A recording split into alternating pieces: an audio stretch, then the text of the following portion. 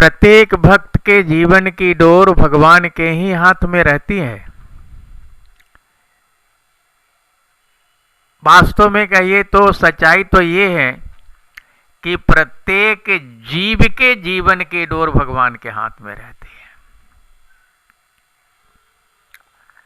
लेकिन भक्त में थोड़ा सा अंतर दिखता है कि भक्त के प्रति भगवान सॉफ्ट कॉर्नर रहते हैं,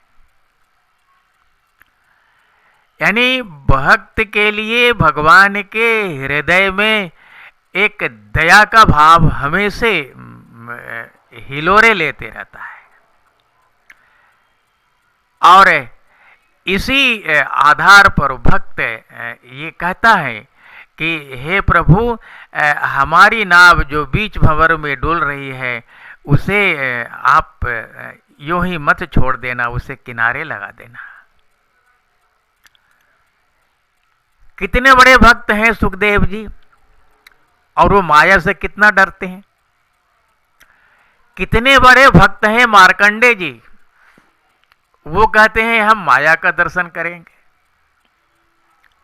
लेकिन एक सामान्य भक्त जिसको न माया से डरना आता है, न माया का दर्शन करने जैसी कोई बात उसके मन में रहती है, वो तो केवल यही चाहता है कि ये न के न प्रकारे न हमें बस ठाकुर जी के अभय चरण कमलों का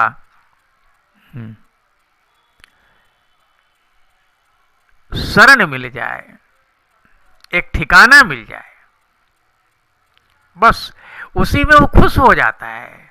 उसको बहुत दुनिया का माल खजाना नहीं चाहिए, केवल ठाकुर जी का चरण चाहिए। वृंदावन के भक्त हरिदास जी, स्वामी हरिदास जी जिसे कहते हैं, जिन्हें कहते हैं, निरंतर जो भगवान का नाम लेते रहे, उनके नाम लेने के प्रभाव से भगवान बालक बनकर के उनके श्री अंग से लिपट गए, उनके गोद में आ गए। और वही ठाकुर जी बाद में बांके बिहारी बनकर के आज भी वृंदावन में विराजमान है। तो कोई भी भक्त ये जरूर चाहेगा कि ठाकुर जी अपनी बाकी झांकी का दर्शन हमें भी करा दें।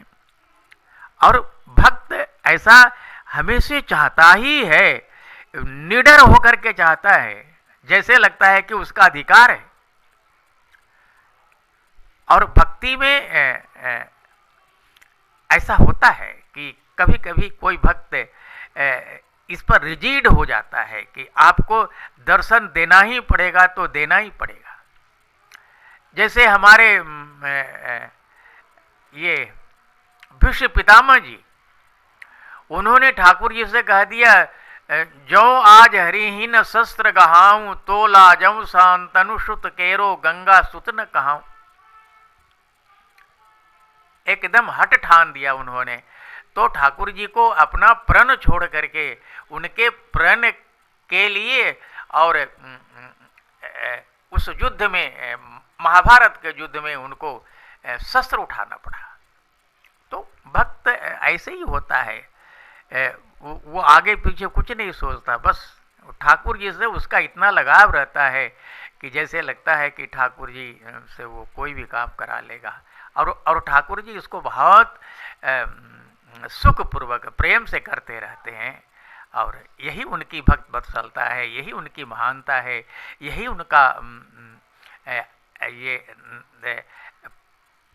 भक्त हित परवस्ता है। धन्यवाद। नारायण।